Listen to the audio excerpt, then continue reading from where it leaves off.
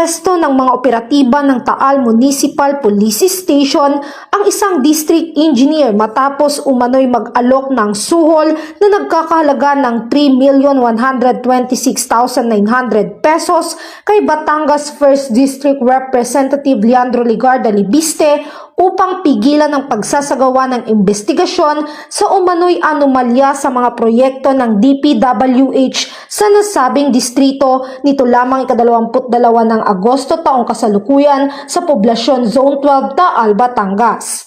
Kinilala ang suspect na si alias Abe, 51 taong gulang, district engineer sa naturang bayan at residente ng San Pablo City, Laguna. Ayon kay Police Colonel Giovanni Emerick A. Cibalo, Provincial Director ng Batangas Police Provincial Office.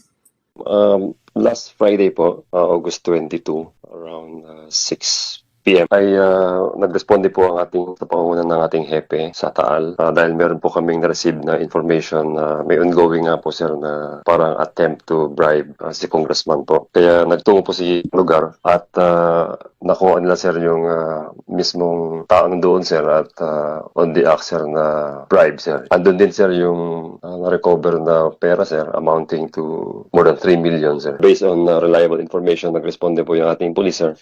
At yun po yung naabutan nila sa isang area sir. We gave him also his rights sir to due process. Kasalukuyang nasa kustodiya ng Taal Municipal Police Station habang inihahanda ang kasong paglabag sa Republic Act 3019 o Anti-Graft and Corrupt Practice Act na isasampa laban sa kanya.